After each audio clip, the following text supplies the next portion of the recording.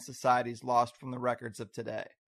Well, folks, as more and more evidence is unearthed and ancient sites and artifacts discovered, the holes in what we thought was a pretty well-supported mainstream perspective grow even bigger, and the established authorities resort to making up the story as they go along, trying to shoehorn new discoveries into the same old tired narrative. From the out-of-Africa theory to the deceptive, degrading descriptions of indigenous societies encountered by Western expansion, we're seeing more and more aspects of the human story that need to be reworked or rewritten entirely, and the implications for the collective psyche of the planet are no small matter. Thankfully, the father-son research team of Stephen and Evan Strong have been neck-deep in these issues for decades, and their perspective is far different from what the authorities would like us to know. Stephen, who's with us today, is a teacher with a background in Aboriginal archaeology and education who co-wrote 2 units of the Masters of Aboriginal Studies program for Sydney University and the New South Wales Department of Education, and of course, he's Evan's dad. And together they've written several books about their out-of-Australia perspective, including Forgotten Origin, Shunned, The Hidden History of the Original Australians, and most recently, Out of Australia, Aborigines, The Dreamtime, and the Dawn of the Human Race, which brings together 30 years of intensive research and consultation with the elders in the original Australian community. Their dedication knows no bounds, and I can't think of anyone more appropriate for such a show. An honor and a pleasure, Stephen Strong. Welcome to The Higher Side. Well, thank you so much, and thank you for the introduction. I don't really feel like I've got much more to say now. I think you've just about summed it up. Well, all right. Thanks for your time. But no, man, you got plenty more to say because you wrote this great book full of a lot of information that was totally new to me, and it's pretty clear that you know how to make your case, so I'm pretty psyched. And to kick this off, give us a little context for how this subject matter became such a priority to you. Were there some early threads that you kept pulling on? Was it spending time with the elders themselves? How did this all unfold? It unfolds in the Department of Education. I was involved in setting up Aboriginal studies, being taught in the high schools all the way through to the high school certificate. And over the years I did that, I taught on the field, won the Children's Trust, and because of that, the adults started to share things with me. And I began to realize that I was actually propagating lies. What I thought was the truth was just not the truth. And the elders were prepared to show me. And what's taken place from there is further down the line, I was asked to go back to a review of the AB Studies course. And I thought, okay, I'll go back. And I told them, just throw the whole thing away and start again. And that discussion didn't end well. And a couple of days after that, I resigned from the Department of Education and we started writing these books because I knew there was no way that truth could get in through mainstream. So we had to take a proactive course. I had to walk away. So from that small beginning, we wrote some books for University Press of America and we're very academic about it. That's why we did it that way. And some elders, particularly ones, the Ramangeri from South Australia, they approached us and I went down there for a week and a bit. At the end of it, they gave us ceremony and they gave us the right to start researching and talking to Aboriginal people. And what's followed from there is that we've been in contact with elders and keepers of the old way throughout the whole of Australia. And because we've done ceremony and we've been working through this elder, Kano has just passed on, they've been forthcoming. And we've realised that the whole of our history, and I think you summed it up really well, it's not just Australian history. There's much more to it than that. There's a collective psyche about where we came from. And it's all wrong. Everything, the last 5,000 to 6,000 years have been sort of just a bad mistake that's got worse. And there was another way of living that the whole of the planet was living. And this is what we were learning. This wasn't just about the original people and how they lived in the past. It's what they exported to the rest of the world. And that's what we're talking about. It's not so much about a history lost. It's about the renaissance of a history that needs to come back today because what we have is just appalling. So it's been a long story and we still don't know where we're going. The elders are basically tell us what to do. And every couple of days I'll get a phone call from an elder and they'll tell me something we didn't know. So we always keep adding to the story because it's such a huge one. Right. And the book is so full of information. It makes an excellent case, and it is very academic. Yeah. And before we get too much into it, let's talk about the mainstream out of Africa theory, because to understand the alternative, we got to clearly define what you're challenging here. And what can Mm. you tell us about how the Out of Africa theory got started and who's really behind it and the evidence it was based on before we kind of start to dismantle that? Well, to do that, we had to do the same thing. We went to the paper. It was written by Professor Alan Wilson, associate professor at the time. She's now Professor Rebecca Cann. And they were geneticists. And there's a seminal paper, which I've read many, many times. And it begins in the first paragraph, something like this: after 15 years of fighting between the paleontologists and the geneticists, we have been proved right and they are wrong. So it starts with a declaration of victory. And what it does, it introduces us the theory to the so-called Eve. 150 to 200,000 years ago, Homo sapiens evolved in Africa, and then they went out to the rest of the world. Now, that's the base. That's where it comes from. And of course, many people have said, well, there it is. It's done by geneticists, and it was done in about 1991, I think this paper was put out. And that's where that thinking came from. Other papers came out of that. But what people don't know, if you read the paper very carefully, Greg, is it says probably came out of Africa. I want to make that point. It was never said they did. Now, the reason they said probably is genealogy and genetics do not give you geography. They give you a lineage, but they don't give you they lived at 42 Smith Street anywhere. It just tells you that a lineage came through, not a position. And what was also interesting was that they made a molecular clock. It's quite famous, the human clock, and around about 150,000 years, and then 5 million years before that, we became hominids came, and there was something before that.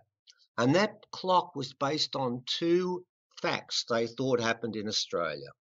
The first one, that the original people were the youngest, and 1/3 genetically as diverse as the Africans. And the second one was they got there 50,000 years ago. And here's their thinking. If they got there between 50 to 60,000 years ago, and they're 1/3 is genetically diverse, you multiply that together, you get 150 to 180,000 years ago. And that's, ladies and gentlemen, how they came up with that figure, based on two events that took place in Africa. In Australia. What is interesting is both Professor Alan Wilson and Rebecca Cann have both recanted on that. Rebecca Cann was the first one to say she did a study on 126 vials of blood that came from 26 indigenous groups and found the original people were not only the oldest, that they evolved 400,000 years ago from two lineages. Now, they said in their paper it was 50,000 years. They're out by a factor of 8. She also said they're the most genetically diverse. And in the paper, they said they were the least genetically diverse. And ladies and gentlemen, all of the other studies and genetic work has come out of their second set of studies. I can tell you that Alan Wilson came to Australia twice and collected his own samples to check this out. In 89 and 87, he came down and checked it out. And he collected 31 samples and he found 22 different genetic variations. And he found from that they had been in that country at least 77,000 years at a minimum. And he said, if I kept collecting more vials of blood, I would still get that 70% higher mutation rate. It might go back hundreds of thousands of years. So what we've got, Greg, is all the other studies came from the studies of the two people who came from the Out of Africa theory who introduced it. They then did further research as genetics got more sophisticated, and they found there were so many other stories, and many others have followed that up. All we've done in our book, yes, it is academic, we just trawled all the other works and tried to put a big picture into that. We tried to show you there's a commonality here. Mm-hmm. And the commonality is that the original people are incredibly old and have no genetic relationship whatsoever to the Africans. See, that last point is kind of the most interesting, that they have no genetic connection to the Africans. I mean, that's kind of mind-blowing probably to a lot of people, because it's not so much to say that we move the target from Africa to Australia, but to say there's no connection. I mean, there's something you're going to underline a couple times and put some exclamation points next to. You've got to, because it's such an interesting part of this equation. Look, you've got to remember this. Africans, the African race, have no Denisovan in them at all. Right? Denisovan is a group of hominids that have been around in the countryside from at least 16,000 years ago to 500,000 years ago. We've got traces from in Spain and Siberia. They're all around the place, right? Now, there is one group in the world that have the highest link of Denisovan in them, which is the original people. My reading of Denisovan is 4.7, which means that 1/20th of my DNA today is Denisovan. The Africans have none. We're supposed to be told we're from the same race. Let me give you another one. We've now discovered a new genetic strand, which we haven't written about yet, that is found only in original people, and they cannot find a hominid on the planet that's related to, but it's only in original people. I would ask your readers, or listeners rather, because if there is, we have got Denisovan, I'm 4.7, and no African has got any reading of Denisovan. I've got within me a strand of mitochondrial DNA that belongs to a hominid or something, I'm not convinced it is, that no one can find, and the Africans don't have it. How can we be related? I mean, I don't have to be a geneticist to work that one out. It is pure common sense. And by the way, just in case you didn't know this, ladies and gentlemen, the Africans have no Neanderthal in them too. How is it all the other races have all those mixtures within them, and the Africans, who are supposed to be our ancestors, have none of them? They don't answer those simple questions. As I said, we try and collect all that information and put it into a picture that we can understand. We try, I know it's academic, but we do try and make it readable, because it really is a common sense story here. You've got to remember, in 1990, they began genetics.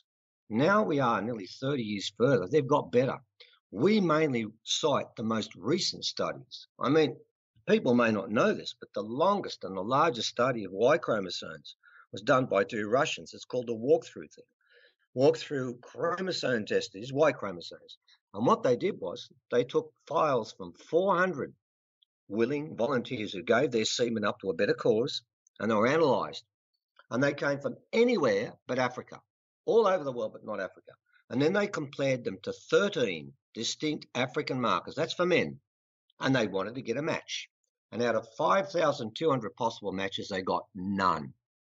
And what the researchers said is, we don't know where Adam came from in Adam and Eve, and this story that it came from Africa. But one thing we can tell you is Adam is not African. So if Eve is African and Adam isn't, it must have been a long-term relation, long-distance relationship, because there's no way genetically, when you study Y chromosomes, it was only done 3 years ago, there is no African link in anyone other than Africans from the Y chromosome part of the equation. So when you put these things together, and there's plenty of them, you have to say, okay, the out of Africa theory doesn't work, but the real question in this group is the new chromosomes that have been found in original people. And this is what we find the most interesting part of this story. What they've said is, it's not Denisovan, it's not Neanderthal, it's not Red Deer Caveman, it's not Homo enigma, it's not Florensis. We know about all these different hominids now. There's about 15 or 16. We found them all. We said we did. Well, where'd this one come from? Now, I've asked the original people, and I can tell you I've asked all of them the same question, and they've all given me the same answer. I said, you blokes aren't going to find it, because the extra set of chromosomes we've just discovered, which, by the way, is scientific fact, and they'll tell you they don't know where they come from. They all tell me they come from the Pleiades. And that's when the story gets interesting. Right. Yes. That was going to be my next question for you, was to bring up the elders and the original Australians a bit more. I mean, obviously, you guys have spent a lot of time with them, and they seem to preserve their oral history and deliver it in layers, a lot like a secret society tends to do. And I wondered if you could elaborate on this process and how the human story goes according to them. Well, what happens is, when you're with original people, the elders, you drip fed information as they see fit. Never ask them a question, because you'll never get an answer. And it'll come when they think you need to hear it, not when you ask it. Normally, when you ask a question, they think you don't need to hear it then, because you're asking too much. You should learn. As far as this is concerned, the healing process that's taking place, my understanding is the original people believe that that genetic cross was agreed to. And people need to understand, when the Pleiadians, and this is what they've told me, I'm passing on the story as I've been told, there was a healing process that began right back at the very beginning, where original people and Pleiadian genes were crossed. And from that point on, they then went around the rest of the world, and all races have within them. They might think it's just in the original people who've detected a massive amount of this genetic information they can't recognize. Every human being on the planet has original genes within them. I could talk about another study that proves that, we won't for now.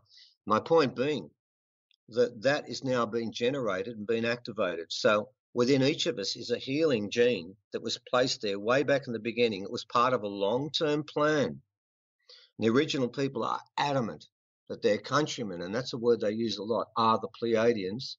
And they came here and they began in Australia and they seeded the hominids from there, and those genes are spread everywhere. And as the resonance of the earth vibrates and picks up, and I'm sure you're aware of the fact it's now above 100 on occasions, and it was around 7 or 8, that is what it's activating. So the healing process has begun. The original elders, and I can tell you this, the reason why we've been shown so many sacred stuff that people haven't seen before, and some of which we can't show you, but 95% we do, because that's the whole deal here, no secrets. We're shown this stuff because they believe there is a change afoot. There's not one elder I have met that I'm working with that doesn't know that. The change is taking place, and it's taking place within us, and those genes are resonating, and the studies we're doing in this country and the sacred objects we're finding are part of that process too. So it has begun already. There are sacred rocks and sacred places we're working with at the moment that are part of that process too. And there will be a change. And it's going to start in Australia. That's one of the parts of this story. That's why it's called Out of Australia, because it began here and it starts again here. That's an Arthur Martha saying we all know. It will begin again here. Well, I think a lot of us are feeling a need for some change, so maybe positive days are ahead. And as far as the Pleiadians' motivations, what can you say about that? Because it's kind of interesting. Well, again, I try not to, as much as I can, put in any of my own opinions. I might have to put one into this, but I'll preface that first. My understanding is the motivation goes way back to the seeding of this planet. I have a rock which I'm the custodian of the moment. I know the dreaming story that goes with that. And that rock tells us of a place when they sent a spear from the Pleiades to seed this planet. And it was thrown from Pleiades and landed at Uluru, which is Ayers Rock. Some people know it as that. It's a rock in the middle of Australia. And if you look at that rock, you'll find it is like spear-shaped. It's like a cone that goes to a point, and the top is where they seeded this place. There was a long-term plan to seed the country and to seed this whole place because, how can I put this? There's an understanding. I'm going to go back to an elder again. Bear with me, because they sometimes spend a bit of time to get to the point, and I'll have to tell the story because it's told to me. Sure. I have been told I waffle a lot, but I'm going to do it again. I'll go back to, and hopefully I remember where I was before that. I asked one of my elders, why did the aliens come here, the Sirians, the Pleiadians? Why did they bother? I said, I look at this place today and I see nothing worthwhile. I honestly don't. I don't want to be too down about this, but we don't behave well. We behave poorly. We spend 50 cents in every dollar in security and killing each other. We can't cooperate. Why would they bother? And he smiled at me, and this is the only time I ever got an answer off an elder. I felt like I deserved it, because I figured, you want me to do all this stuff and talk about this guy? I can't believe they bother. Anyway, he smiled at me and said, I want you to think of all of the different forms of aliens as varying shades of the very first alien that was depicted in a favourable manner on mass TV, mass media. And I had to think about that. He said, I want you to think of one show where we finally have an alien that was a friend. And I couldn't come up with it, and he told me. And it's an American one. It's Star Trek, and it's Dr. Spock. Okay. Now, he said, I want you to remember what Dr. Spock was like. I said, yes, he was very, very intelligent. He understood what was right and wrong. And he said, but did he understand love? And I thought, no, he didn't. He said, did he understand our emotions? I said, no, he didn't. He said, that's why they come. He said, that's why they come. He said, because this planet, of all the planets in the universe, is the strongest, has the strongest vibration of pure love. Now, every being on this planet gets affected by that. I mean, I know a story of the shingleback lizards of Australia where one mates with another, and if it gets run over on the road, the other one won't leave it, it'll die with it rather than leave its mate. So it affects all of us. And he said, the aliens, Dr. Spock, think of him as a Pleiadian. He's got an understanding of what's right and wrong and fights for us and stands by us, but never quite understood us. And he said all the others are varying degrees of that, and some don't care at all. They just come here to find out how I can get this. I'll cut it up and see if it's inside. What is going on here? They're drawn because this planet is different. Now, the Pleiadians, the reason why they've done this, and I was getting to that point, and you got to the same point, was they wanted to live here, not just visit and impose, but live with us and become part of this. And the only way they could do it is their body was not strong enough for the heat and the gravity here, is they had to live underneath the ground and create something they could incarnate into. And that was the agreement. So the Pleiadians, and there are many people today, Greg, that claim they are Pleiadian. I'm not. I don't claim anything like that. I don't claim I'm anything but a fallen human. But many believe it strongly, and I believe that they are. They're incarnated. Pleiadians have been here all that time, waiting for something to happen. So they've seeded us in a lot of different ways, in that through the soul, they have incarnated into original people and non-original people, and through our genetics. So they're part of the process. So when the original people tell me the Pleiadians are our countrymen, and I know that all humans came from original people, then we are all countrymen of the Pleiadians, and that was their plan. It's a clever plan. It was hatched billions of years ago, but that's the process that's going on. And we now are living in a planet and place that's unlike any other in the cosmos. And that's why they're here.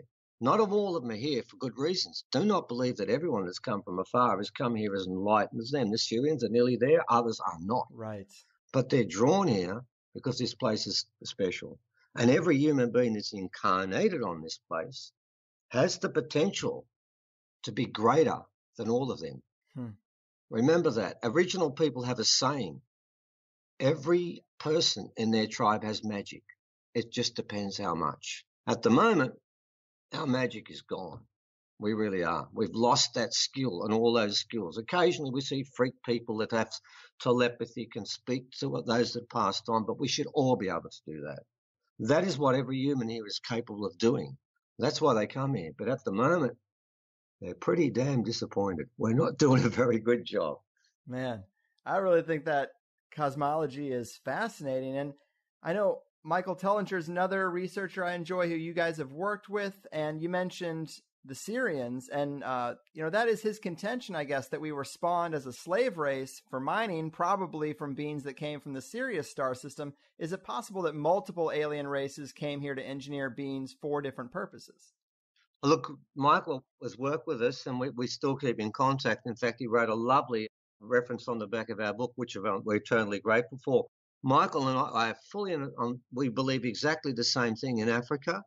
The Syrian genes are there. They're one part of the component of what we are today. And that's why so many people today are still so drawn towards following authority. Yes. It's genetically bred into them through our genes. But don't forget, we have other genes within us too. Yes, we are really a dog's breakfast of genes. They've all stuck their nose into this. This human beings, Homo sapiens, give me a break.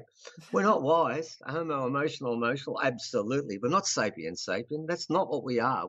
We are driven by emotion. We're driven by love. We're driven by emotion more than any other group that's around. But remember, within that, the most powerful force on the planet, any planet, is love. That's what draws them there. That's the real kick with this. Yeah. And look, we do believe the Syrians came to begin with. I believe they've evolved since then because everyone evolves on this planet. They can't help but not be. It is part of the makeup of this planet. It radiates it. But to begin with, yes, they wanted compliant miners. We're fully in agreement with Michael. And Michael also agrees, and it's very clear here, Syrians never came to Australia. It was Pleiadian-only territory. It must have been some sort of gentleman's agreement before they fought, that this was their territory. And you mob could have the rest, but here the original people maintained that pure bloodline until Cook came, where they basically had original bloodline and they also had that the Pleiadian bloodline.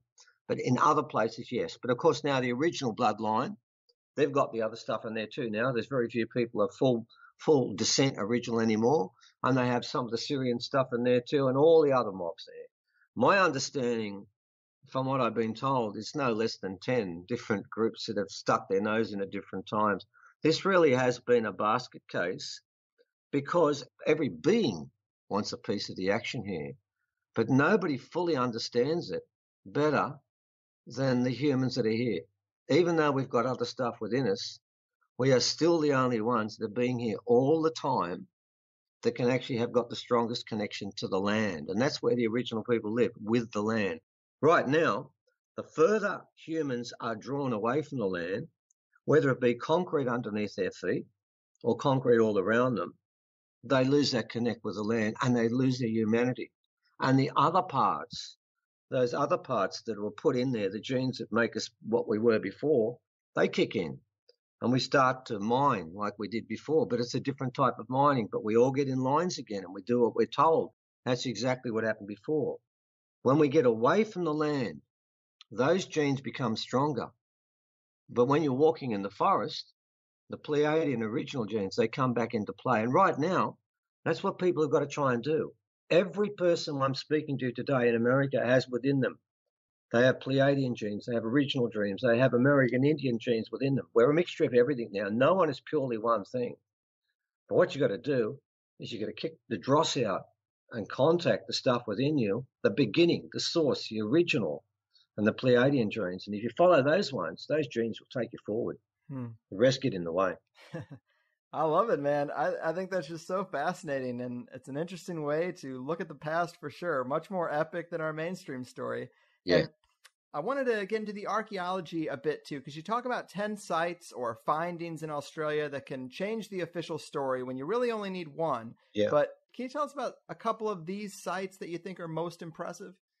Yeah, okay. Look, the trick I put to everyone, I said, is you say we got here 50 to 60,000 years ago, but there are sites here that contradict that big time. There are a couple that come to mind straight away. There's one at Lake George. Now, the person who did the work at Lake George is called Gurdeep Singh. He's been doing core extractions. He did in the Great Barrier Reef and got a date there of 180,000 years. And he got one in Lake George, which is 120,000 years. Now, what he found was he dug down this lake 4 million years.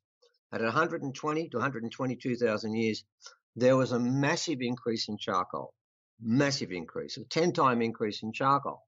Now, what was even more compelling was the charcoal increase only took place when the lake levels were high, not low, because people could say, oh, it was bushfires. No, when the place was green, there was more fire, and when it was dry, there was less. And what he concluded correctly was it's fire stick farming. Now, one academic in the whole of the country has challenged that date and said, no, I disagree with 120. I think it should be 60. I will take 60. I'll take 120, because the story is the Africans got here between 50 to 60,000 years on the top of Australia, edged their way around the coast because they're mariners first, and then slowly made their way in and got into the middle around 30,000 years ago. Well, this is 60,000, 120,000 years ago, which means they're here much earlier than that. Now, that's one of those. There's one of those places there. Now, no one has argued that Gurdeep Singh, because he's the Australian expert. He's done this all over the country for 30 years. No one's going to argue the point. He was right in doing this, and he found another site at Great Barrier Reef where he found the same charcoal accumulation taking place 180,000 years ago. And in that case, the same story took place. And he was working with two other people. One was Jim Bowler and the other one was Peter Owendyke. Now, Jim Bowler is the greatest defender of the out of Africa theory in Australia.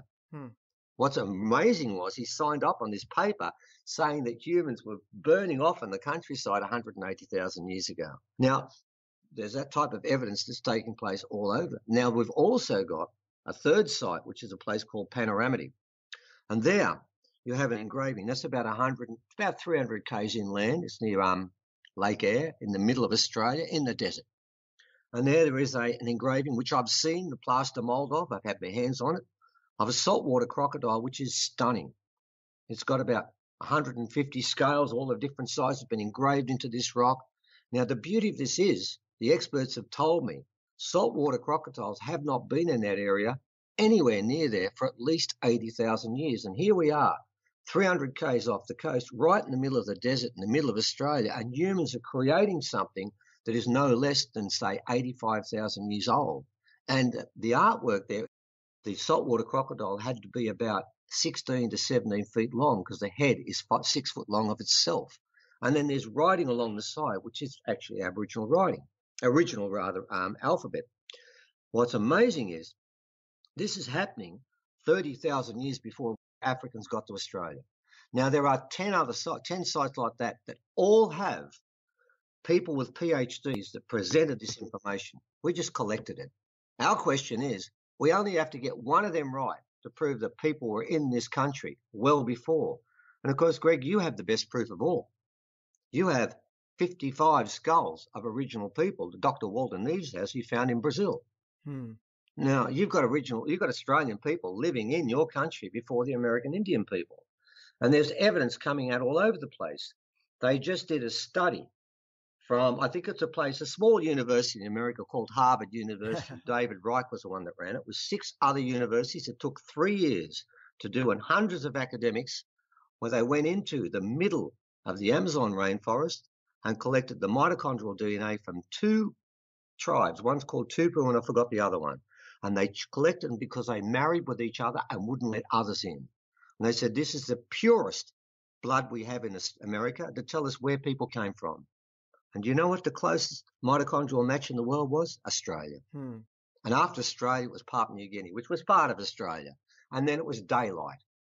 What you have there, mitochondrial DNA tells us back to front, is your first people from America before the American Indians are the people who came from Australia. So the proof of the existence of the original people wandering the world and their genes spreading everywhere is in front of us now. The science is coming up every day with more stories about that. And we've got to look at those stories and say, this must be true because the science tells us this. Right. I thought that was a great part of the book, that skulls found in the Americas, the experts say they look more like Australian skulls than the African ancestor skulls. And exactly, that's very intriguing. And also, in terms of anomalous artifacts or sites, there's something else. I think it's pronounced the carry-on glyphs, which are pretty impressive from the standpoint of possibly an original language or possibly some collusion with the Egyptians, right? Yeah. We're actually going to put up, this sounds like an ad. I do apologize. It's great. We just put a webinar up about a week ago. We're starting that. And the next one up is going to be solely devoted to the carry-on glyphs. And we're going to bring in Giorgio, I'm hoping to, from Ancient Aliens, because he came down and had a look at it. Yeah, we are. And we're going to bring in somebody who worked for the government who's going to spill the beans on the cover-up, which is going to be interesting. Very simply what it is, it's 3 walls, and on it are hundreds upon hundreds of engraved hieroglyphs. Now, they've been cut, and they've been cut with metal blades. Now, the original people are supposed to only have stone, stick, and bone technology. Never had metal until Mr. Cook came and landed with the British. Well, that's wrong. Now, what we found is some people have claimed that it's a fake, but it isn't a fake, and we sort of covered that pretty well anyway, and they're starting to back off on that anyway now. They're starting to give up on it. What it is there's one section now. Now, we've looked at it, and we've actually got a manual from the first person who went in that was working with the Egyptians at the time, and we've got handwritten notes saying this is spot on, this is the right manual. We looked at the manual, and the first wall tells us of 2 brothers, 2 Egyptian brothers, sons of Khufu. Their names are Nefer-Djeb and Nefer-Turu. And they were stranded on this place, 2 boats, and they could not get back. One of the 2 brothers went west for 2 seasons and was bitten by a snake twice. It's that specific. And I've got to tell you, in Australia, man, when you're bitten by a snake the first time, you move your foot around. You don't get bitten the second time. That's clumsy. Right. And it then says, this, that's the sad part of the story coming up now. Don't want to upset the readers, but he died. That's the story. And it's written there. And yeah, look, we've got the manual out and we've read it and we're not arguing the point. That wall is all Egyptian. We do argue the point about the next 2 walls. We think it's an older language, but we do have no doubts. And we've also found a second set of glyphs, which we've discussed, and we've discovered them, and we've put them up recently, a long way away from there, telling us where he was buried. And it's written exactly like that, and even tells us where to go. And it mentions that the son of a pharaoh has died there. So yes, we know someone's died there. And to add to that, we were given by Arnie Minnie Mace, who went there the first time that this other fellow went there, and she picked up 2 objects, which she's given to us. One of them is a bone. It's the hip bone. And she says, she's been told, it is the hip bone of Nefer-Turu. Now, ladies and gentlemen, that was a bit much to give me that. And they also gave me some jewelry that said was from him. It was found near the back shaft where he was buried. We took that hip bone to the local base hospital. I took it to the head of the fractures unit, and he looked at it, and it's very grey and very old. And he said, "This is very old because it's very light." He said, "It could be." He said, "But I can't tell." He said, "The only way I'm going to tell is a CAT scan." I said, "Right then, how much does that cost?" He says, "Well, what you want, a couple of $1,000s." He said, "But we'll do it for free." And by the way, they did. And they were quite taken by it. I'm not allowed to say which hospital it is, but they did do it for free because I've got the CAT scan readout. Beautiful. The CAT scan readout, and they told me, they said, "Look, the patient here is not going to complain. We're going to give him 6 times the normal dosage and we'll have a close look." And no, the bone never made a complaint, so we let it go. They told us at the finish that it has exactly the same density as a human bone and it's extremely old. That's all they know. So that was given to me. And alongside it, I was also given a pendant, which has now been analysed by the top laboratory in Australia. And this is where it gets very interesting, Greg. I know what's inside that pendant. 72% of it's aluminium. Here's the trick. Egyptians have never had aluminium. Secondly, to cook aluminium, you need 3,700 degrees. This is ancient. This is before cook. Then it gets weirder. It's got 3% zinc. And then it's got 24% of the metals inside the pendant I have next to me right now come from metals that cannot be identified. And this guy, I've spoken to the head of the department, they're blown away by it. They thought it could have been an oxide, so they did a double check. It is not. 24% of the metal that came from the carry-on glyphs, some people tell you the whole thing's a fake, but I'm trying to tell you in a blackfella way, roundabout, that it's not, was picked up by Auntie Minnie Mace, who's one of our most important elders in our whole country, given to me as protection. She said, "This particular pendant will protect you because it's not fully from air." Now, 24% of that metal I have with me right now, no scientist on this planet knows where it comes from. Now, hang on for a sec. Haven't I got some genes inside me right now that come from somebody that nobody on this planet doesn't know about? There's a commonality in this story, isn't there? So, yeah, it's an amazing place. It's got an Egyptian story about the 2 brothers coming here, and they did. I've checked with the elders. They came, and they stayed here for 4,000 years, and they left 400 years ago. And I know why they left. I don't know what they did when they broke the law, but they had continual residence here for over 4,000 years. They were allowed to stay. That's all fine. They came. But remember this, the pendant that Nefertari wore has metal in there, aluminium. The Egyptians have none. They don't have bauxite. But secondly, no one on this planet has 24% of what's in that particular. And I've got the readout given to us by the laboratory too, so we're not making it up. 24% of that metal doesn't come from this planet. Wow. So there's 2 stories on those walls. And by the way, the reason I'm telling you this, Greg, is on the other 2 walls, there is what the public calls are the UFO glyphs. Yes. And guess what? It is the most common glyph on the other 2 walls. And I didn't call it the UFO glyphs, but that's exactly what it looks like. It's just half a semicircle with legs coming out the back. Some are plummeting down, some are coming down the right way. 5 are coming down the right way and 3 are plummeting. And there's a story with that too. So, yeah, there's a lot in that place. It's a very important place. And the government is fighting desperately for this not to become mainstream. In fact, to that end, we tricked the ABC, which is like the BBC in England. We tricked one of their reporters to come on site and look at this whole thing. And she was so taken by it. Her name is Mary Louise Vince. So I'm not making this up too. She made up a news item that went through the whole of this nation as the second item on the news item for the ABC. It was a 1-minute 40 item about how fantastic that place was and that Egyptians were there.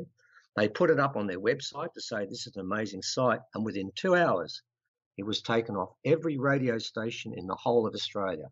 And the website was taken down and never put up again. It is the only time in the ABC's history that a news item has been taken off while it was still on air. So that's what the government thinks of what's going on with that site. So that gives you a very quick rundown of Carry On. So, ladies and gentlemen, you work out whether it's legitimate. I would put it to you, if the Australian government are fiddling with news items about the place and bringing them down. And by the way, I had an academic that follows us that badgered the ABC for a year for a reason for putting it down, and they did give an official reason. And their reason for putting it down is this, and he was given this reason on email, and I've seen it. We don't have to give one. End of story. Wow. And by the way, the ABC is paid by the taxpayers. We pay for that ourselves. It's a publicly funded broadcasting network. So that's the story of Carry On. It's very legitimate. It's got the story about the Egyptians being here, but then it's got an even bigger inconvenient truth. Someone came from up there down here, and it's on those walls. I love it, man. That is a great breakdown. And, I've heard you say that not only does Australia seem to be the birthplace of culture, of humanity, but also the birthplace of magic. And you mentioned magic earlier, and I've always been intrigued by shamanic practices and the shocking ability of those who take that path. Have you seen or been told about any impressive aspects of these indigenous esoteric practices with the elders that you've been in contact with? What a great question. I've answered this a few times. Yeah, I'm going to tell you one. And there's a person who will act as a witness, and their name is Graham Hancock. Have you heard of him? Yeah, I went on a tour of Armenia for 2 weeks with Graham. Ah, there you go. So, okay, then I'm using a reputable witness here, aren't I? And by the way, Santha was there too. Oh, yeah. Okay, so how about I tell you a story about shamanic magic that's taking place 2 years ago, because it's not gone in this country. That's one of the things this mob are offering. I'll tell you a story that's true. And there were 8 people there, and 2 of the people who saw it was Graham Hancock and Santha. Wow. So they can back this one up. And this is what happened. My teacher, the elder Kano, who's the elder of the Ramangeri, the one that gave us ceremony. So Graham spent 6 days with us looking at the stuff we're seeing, amazed by it. I said, you can spend the 6 days with us, Graham, but on the 7th day, to understand this properly, you have to come on country, sacred country, and be with an elder of the past and spend some time with them. And he agreed to do it. So this was the payback. We took him on country for 6 days, showing some of the stuff we've got in our book there. In return, he had to do his duty with the elder. So this is what happened that night. We're sitting around the campfire because he's got this massive campfire. And I'm doing one thing, and all of a sudden, Kano appears from nowhere, done up old way, fully painted up, just the loincloth, all the paints across there, all the different ochre designs. And he started singing in country, and language rather. Spoke to us some of the time. Did a whispering song, did some other stuff, which I can't talk about now because that's not really important. He said some stuff to us. A lot of it was done in old language, and then he translated back into Australian, or in English rather. Probably Australian is a better way of putting it. Then in the finish, this is what he did. He walked back one step, and we all watched him, of course, because he said nothing. He just walked back that step. Graham was sitting next to me at the time, so I know exactly what happened. Then he walked back the second step. When he walked back the second step, he completely disappeared. No one could see him. Now, that campfire we're on is surrounded by blue metal gravel. And when you walk on it, it makes a noise. Within a second, there he was standing behind his wife, Christine, and we asked her about this later.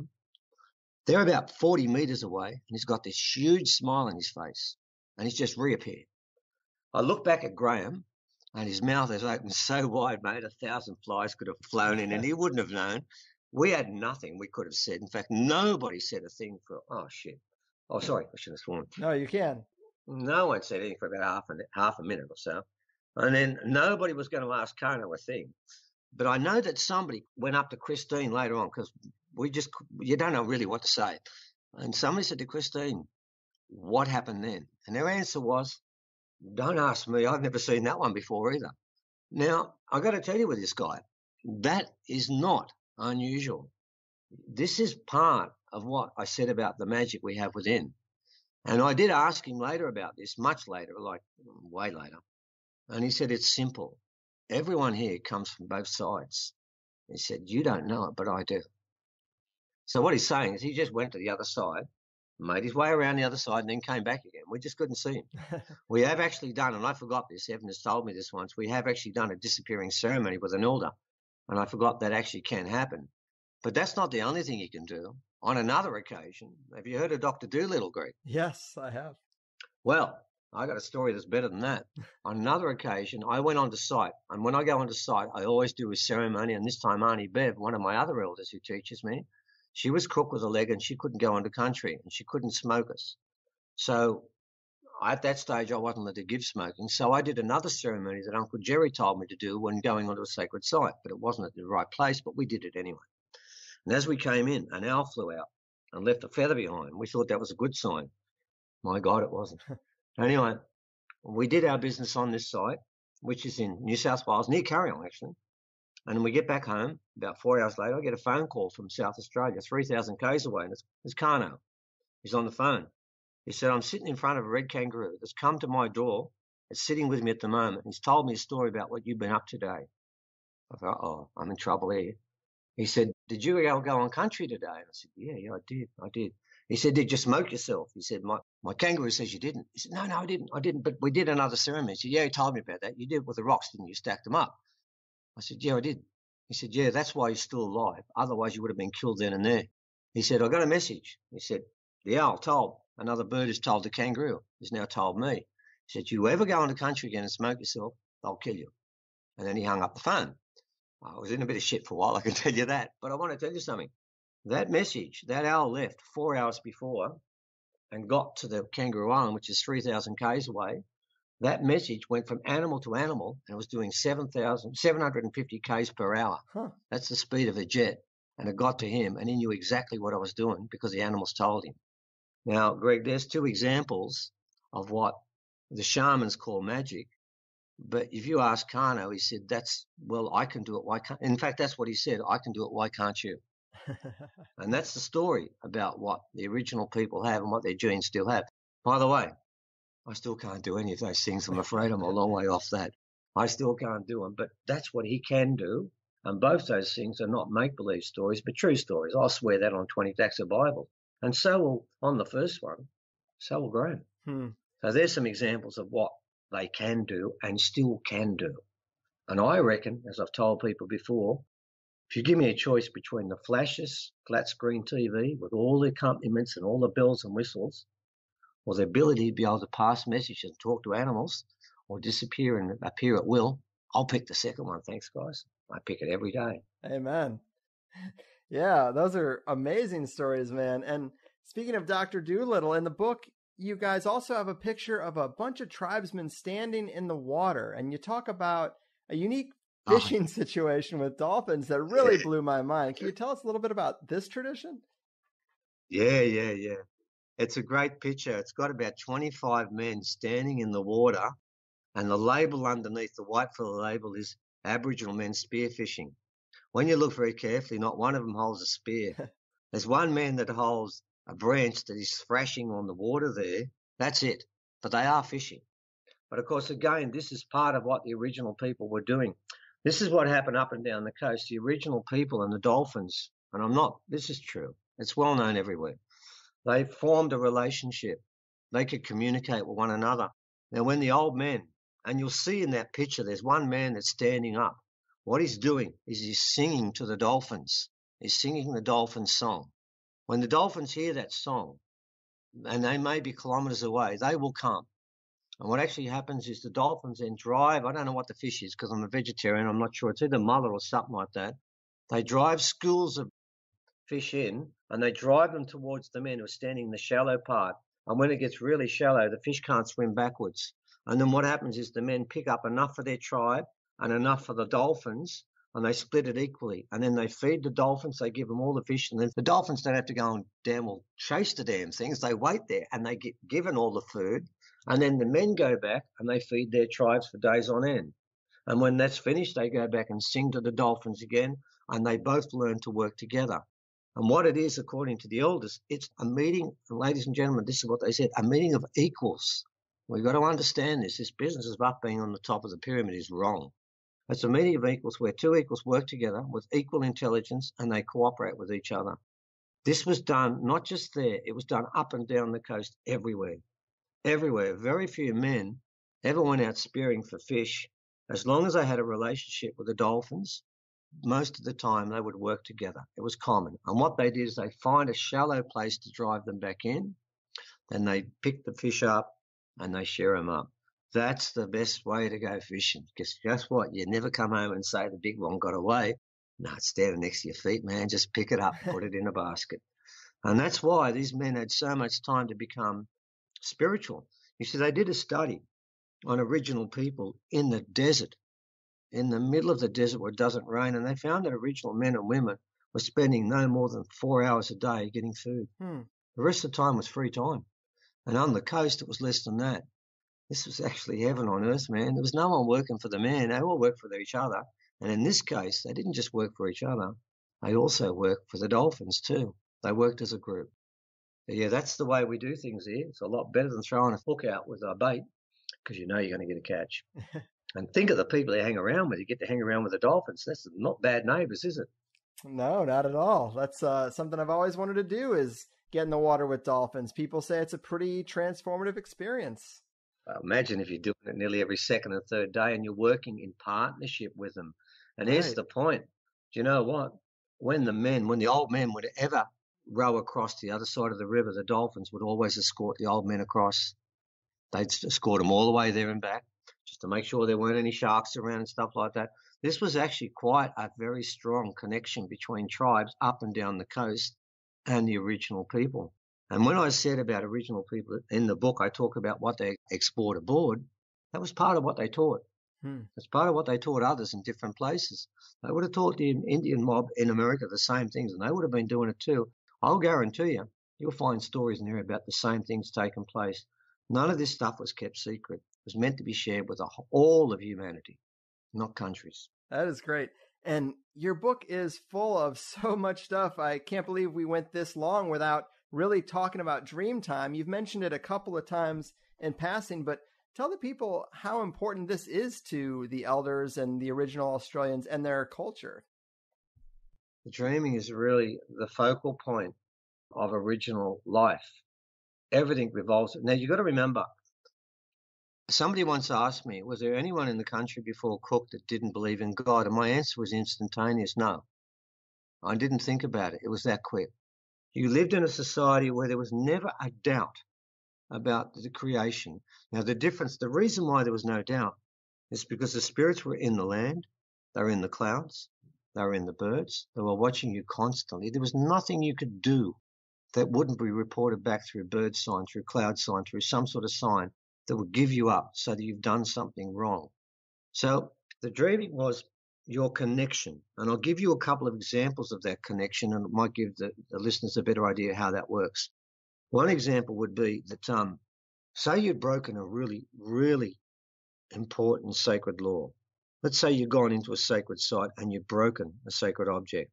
You'd beg to be killed for that, because that is considered worse than, well, it's up there with rape and murder. Those three things and that are the worst crimes. You're killed for that straight away. There's never a question. If you've done that, you die.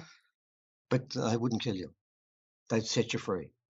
It's such a bad crime, you could not get the honor of dying.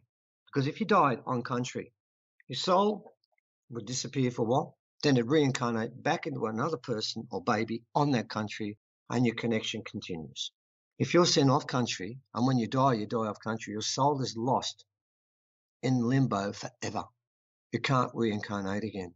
And they believe strongly in reincarnation, because reincarnation is part of the dreaming. Your connection to the land is eternal. So you will have dreaming stories for that area that only belong to that area. There's only one dreaming story you'll find that runs to every tribe through the whole of Australia without exception, which is the Seven Sisters, which is a story about Pleiades, of course. That goes to every place. But apart from that, all other dreaming stories belong to them alone. When you become a man, I'll give a story there from Diane Bell, who was the first female archaeologist to actually work with the women. When the boy was cut that night, the women would steal the boy away, and they'd repeat a mantra all night long, and it went something like this. It was, from a woman you were born, it's a woman who will give you food, it's a woman you will marry. And after that, they give him back to the male. And then what would happen is the boy, who's now a man, would then go into country, and he'd be out there for 3 or 4 months, and he would find his dreaming. He'd find his spirit. He'd find his quest.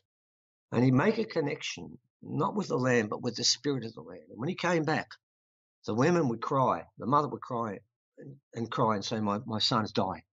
And the son would say, but it's me. And they'd cry for days. No, you're not my son. I don't know who you are. My son has died. And after about 3 days, they'd then say, yes, my son has died and turned into a man. Because that connection, when they go out there, they would go and find their dreaming, their totem. They'd start to make connection with the land. And then for the rest of their life, their job would be to learn more dreaming stories, to get that connection to the land stronger, to understand how they can facilitate that their magic that's within them. And that all comes under the auspices of the dreaming. You see, under the auspices of the dreaming, It even goes into daily life. If I marry my wife, which I did, I would then from that point on never be allowed to speak to my mother-in-law. I'm wondering about that one. I'm not going to make a comment about that. Never. If I wished to speak to her, she might be in my presence. I'd have to tell someone else, would then tell her what I said, and then she'd tell them and come back. Interesting. Now, they said that. The dreaming says that happens because we don't need fights in tribes. And mother-in-laws believe no matter who marries their daughter, it's not good enough. It's funny how that still works today. So they have rules about how you behave, who you can talk to. It runs into every part of their life. Let's say when you're born for the very first time. When you take your first steps, normally they take the baby away and they look at those first 3 footsteps when you stand upon the earth, which is the spirit, and they'll work out the rest of your life from that. Oh, he's a hunter. Yes, we can see that. Look at the way he stood there. And that will be what you're going to be. So it's all pervasive. Your first 3 steps is your career's exam. You've done your high school certificate. You've done your exam. You're going to become this. It was done in 3 steps. It's done. It's finished. So it's that strong a connection with the land. You belong to the land. You go back to the land. You come back to the land again and incarnate. It is an ongoing connection that began at the very beginning of time and never finishes. So it's not like a religion where you go to church one day and pray. You do it every minute of the day because the spirits are watching you constantly. Once you fully understand the dreaming, you realize that every time you come back here, you have no privacy whatsoever. There are spirits continually watching everything you do. And as we all know, there are things we all do we wish that no one would know. Well, guess what? They do. That's the dreaming. I love it. And it is interesting that they reconcile or synthesize information about genetic engineering from the Pleiadians and the idea of creator God. That's the same thing. You have to remember, in our society, before the Whitefielders came here, we didn't have a word for God. We called Waiame, Mula Mula, all of them sky heroes. Remember that? Now, we all, and the sky heroes know this too, there's a creation that creates all of that. And we were already here. We were created by that. But what the creator decided and what the Pleiadians decided is to change that around. So from our point of view, they are sky heroes. The angels you talk about, yeah, of course they fly. They're sky heroes. And of course there are spirits, and they're part of that too. They're a different part of that same story. So the original people believed that the land is also part of God. And that's something that a lot of non-original people have lost track of. They believe that the spirit that's inside us is inside a tree and inside the rocks, and particularly inside the rocks we're looking after at the moment. They believe that. They're absolutely convinced that everything has that essence within it. So therefore, if you know that God's watching you every second of the day, man, you're going to behave differently. If you really believe it, if you absolutely believe it heart and soul like they did then, you'd think this would be heaven on earth. Of course it wasn't, because I've got to tell you, it sounds that way, Greg, but I've got some bad news here. Men still fought over women. I believe it. It doesn't change. They didn't fight over money because there was no money. You can't fight over possessions because you can't own anything here. But men still manage to find a way, because unfortunately, there's an imperfect design with men. We have something called testosterone, and sometimes it makes us angry. And when we get angry, we forget things. So even on Paradise, which is here, we know there were mistakes made by men, and we know there were some big mistakes made before the Whitefielders came here. So, yeah, It's a bit of a fool's paradise, but it can work. It can work. And I know you've also worked with Laird Scranton a bit when it comes to some of the glyph translations and this idea of an original kind of more universal language, which I believe the elders have said some things to you about. But Laird's done some amazing research into the Dogon tribe, of course. Have you seen cultural similarities or parallels in some of their oral traditions or this idea of a universal language originally? Absolutely. In fact, we worked extensively with Laird on the other 2 walls. And I actually stand by Laird's translation of that, and I'll give you a very good reason why in a sec. But his translation of some of those glyphs is far more esoteric and far more scientific, talking about vibration, movement of gravity, and stuff like that. It's a secret language, and we went through his book, And we found all these links. And I can tell you now, on those two walls, there are at least 50 symbols that come straight out of Laird's book. And there's some very big ones that come out of Laird's book. And we honestly believe that he's onto something there. In fact, I can tell you the opening symbol on the second and third wall, which we believe is of an ancient language, Laird has then translated as being the opening part of the Naki language, which represents black man and serpent. Now, we're talking about the serpent religion of Australia, where the rainbow serpent is the most important part of the dreaming. Right. And we're talking about a black man, and there he is reading the same thing.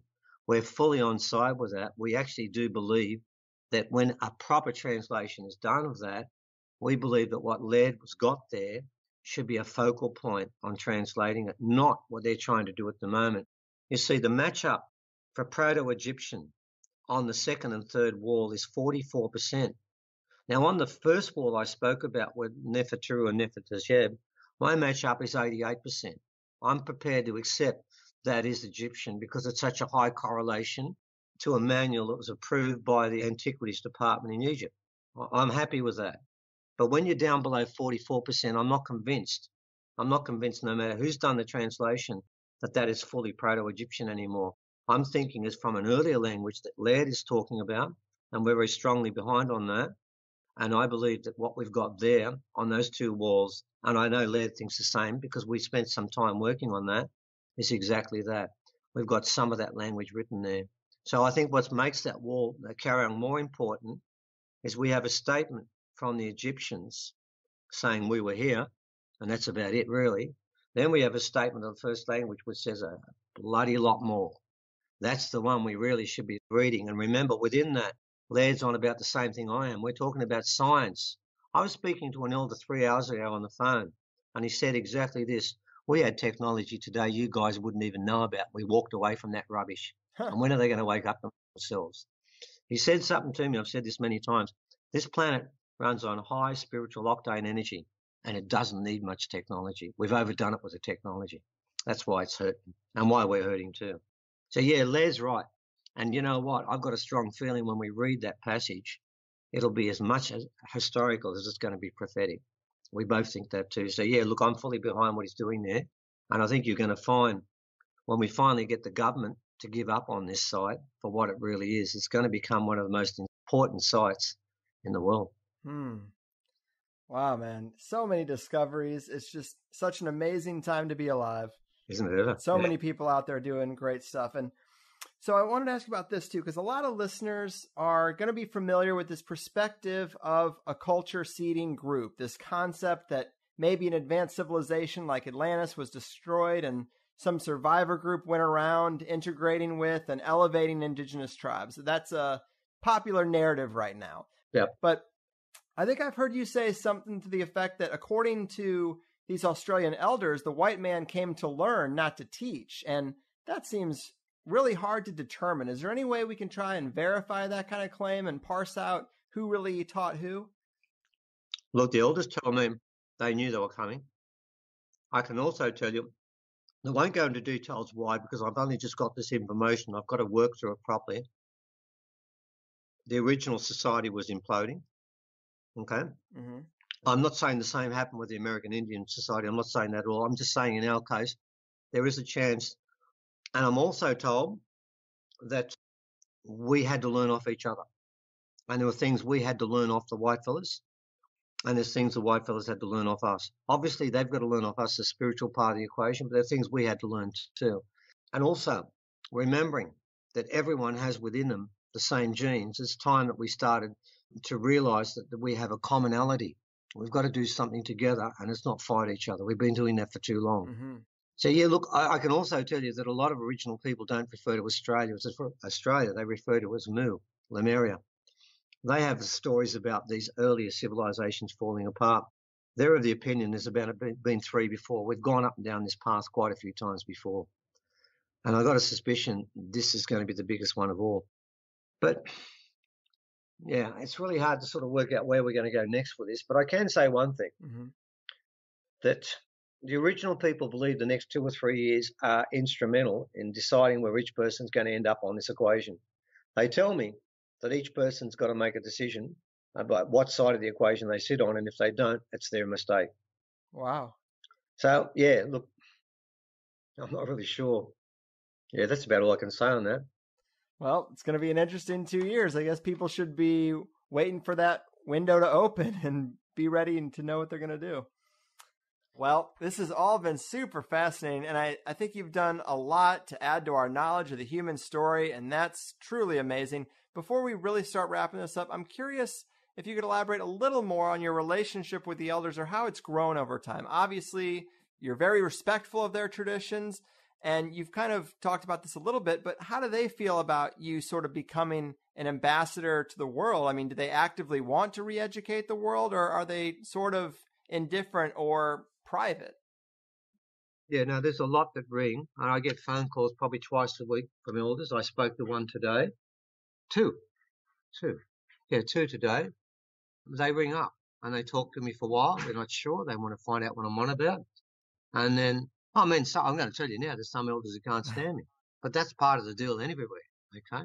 But there are many, many elders that stand by me. And most importantly, that my boss, even though he's passed on, everyone in the country knows Kano, and they don't argue with him. And the fact that I've got those rocks is known throughout the whole country. There's some elders who aren't happy about it, but most are. And most of them don't want to touch it. In fact, all of them don't want to touch it. And I've got that right, and I've earned that right. So it's a gradual process. But what I find is that when the time's right, the elders get in contact with me and tell me more. But I don't chase. You're not supposed to chase people up. They'll come when they want to. So it's a gradual process. But being given ceremony by Kano opens all our doors because it gives us the right. We have what's called Wiritjin, blackfella, whitefella dreaming. That's what we have to preach, and we have to talk about that constantly. And the job I was given was to find whitefella signs to validate the blackfella story. The elders know that's what we're doing. Some of them may not like me personally. I'm not sure that I like myself personally when it comes to that, so I have no issue with that. But they do know what we're doing is for the betterment of the original culture. They're not arguing that point. So, yeah, we're doing that, and we continue doing that.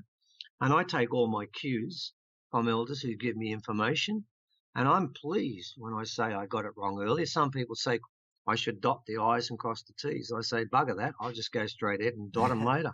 And if I've got to change them around, I will. And I've made some mistakes, not major ones, but minor ones, and I admit that that's the case.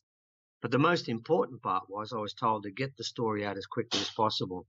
And I still got my elder watching me in eagle form, and he's made that very clear.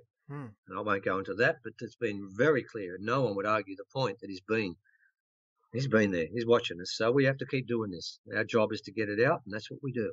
Wow. Any way we can. Touche to that. And how would you like to see your work impact the world? I mean, of course, you're rewriting the human story, and that's important. But what else would you like to see emerge from that the listeners should probably know? That people understand that what we have today is a facade, and what we had long ago, many times, was so much better. That's what I want them to know. And I want people to know that as a group, humans as a group can still change this place. We can fix things up. I was around in the mid 70s and late 60s, where humans did change things. We stopped a war in Vietnam because it was wrong, and people did start to think differently. And what's happened over the last 20 years in particular, humans have been dumbed down. What I want people to start thinking again. That's basically it. I want them to start thinking again and realise that they have a right to change this world if it's broken, and it is broken. That's what we want. The original people want them to listen to the wisdom we had in the past and remind them that wisdom is still here and it won't go away, nor should it. And if it comes back, we'll have something worthwhile to give our grandchildren. And if it doesn't, give up. That's the truth. Wow. I love it, man. And you are just so knowledgeable and dedicated. It is really admirable. Would you like to remind the people about the book and the website and how they can follow up or get involved in the noble mission here before we really close it out? Thanks, mate. Normally I get my son to do this stuff. I always never do this because I don't like reading stuff. Look, the book we've got called Out of Australia comes out through Hampton Road. And it's the book we're pushing more than any other book because it's been picked up by an American publisher, and we do want this message to get out throughout the world. The other two things I'd recommend people look at is our website, which is called Forgotten Origin. And we did a webinar recently, which had major problems, I've got to tell you, because the communication system in Australia is appalling, but we did get it up. And what we're going to do is every couple of months is we're going to drag in elders and maybe get people from overseas. We've got some people from overseas well known that are keen to be part of this. And you'll get to hear the elders tell their story, and it's called The Secret History of Australia. It's really the secret history of the world. The webinar is called It's All About Australia, which is what it is, but everything is about Australia, and it's all around Australia. So look at those things, please, because that's where we're getting that information out. And anytime we find any new information, we don't hold it for a book. We do put books out, but we put the information out first. Everything in our books there we have put out first. We don't believe in holding information as some people do so they can profit on it. Yeah, we want to make some money. God, Greg, by all means, we do need to make some money. And please buy a book out of Australia. Amen. But that book, first of all that information was given freely first, then put into book form. And if you want to pay some money so we give some back, that would be great. But the whole purpose of this is to get the information out as quickly as possible because, ladies and gentlemen, remember what the elders have told me to tell everyone is your time to make a decision is running out. Remember, there's two ways to decide. More of the same or change the whole thing. Only one of them's right. Well said, man. And I really, again, do love the book. I think what you said a few moments ago about finding the white man's science to validate the black man's story, I think that's a great way to say like what the book does. And it's full of great information and great science and great discoveries and the genetic data. So it is awesome. And thanks again, Stephen. Great talking with you. Keep doing what you do. And I guess we'll just brace ourselves for the road ahead. Won't we ever? And thanks so much, Greg. And thanks for the great questions. And thank you for reading the book. It's really pleasant to spend 2 hours with someone who actually read the book and knew what we're on about. Thanks so much, mate. I really enjoyed it. Good on you. You got it. All right, man. Take care. Enjoy the rest of the day. Thanks, mate. Hell of a show, people. There we go. Stephen Strong. He's got the information, he's got the passion, and he's got jokes. All the ingredients for the best tasting of higher side soups. I really appreciate his work. One thing I probably should have asked him, but didn't get to, would be if it's possible that a group of people might tend to overinflate their personal importance in the human story. But then again, the genetic data and the ancient sites and the hybrid hieroglyphs at least suggest there's something out of place in the story, a big something. I still do love hearing the oral history and cosmology from isolated pockets of people. I think it needs to be filtered just a little bit, but it's got to be way more on point than what the manipulative authorities try to suggest. So these are really fun and useful shows to me. And that story about the elder disappearing right in front of a group of them. Wow. I don't know the next time I'll talk to Graham Hancock, but I'll surely ask him about that.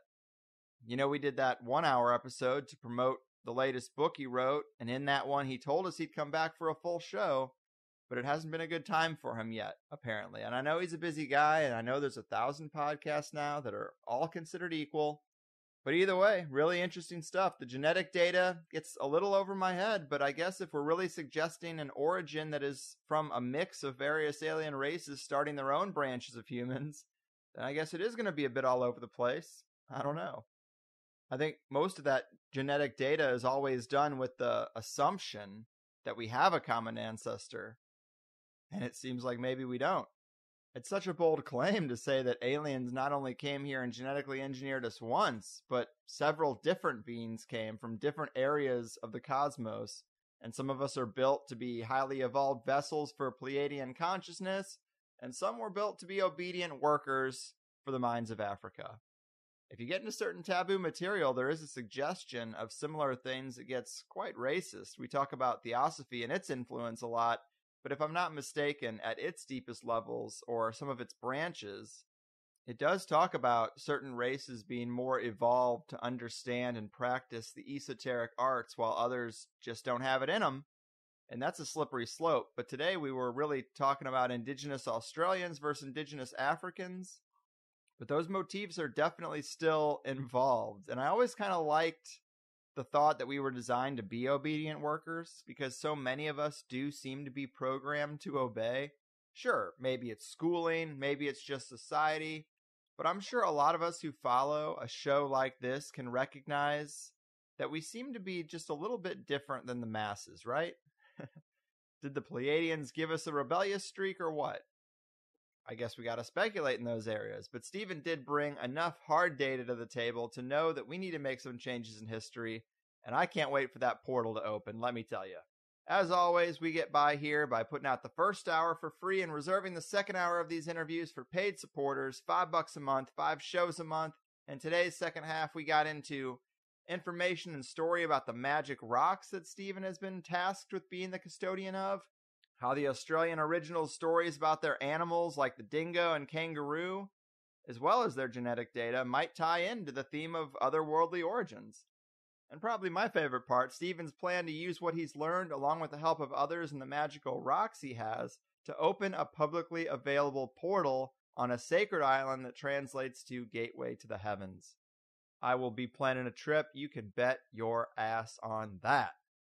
We talked about why the Egyptians have more right to set up an embassy in Australia than the British do, the history of Australia's colonial takeover, how it differs from what happened with Columbus in America and how it affected the people of Tasmania, how ancient, largely unknown sites in Australia compare and often dwarf the scale of more famous sites around the planet, and a sad tale about the struggle with the Australian government to keep them from bulldozing through an ancient 7-step pyramid to make way for some stupid highway extension. All good stuff, so if you like the first half, it's literally twice as long, like all the shows here are, if you're willing to throw me a bone. Definitely pick up his book. Thanks again to Mr. Strong. I've done my part, and I'll see you next time. Your Move history book crafters, human story alterers, and Pleiadian engineers of the Australian Originals. Your fucking Move. Woke up this morning with light in my eyes, and then realized it was dark outside. It was a light coming down from the sky. I don't know who or why. Must be those strangers that come every night, whose saucer-shaped light put people uptight. Leave blue-green footprints that glow in the dark. I hope they get home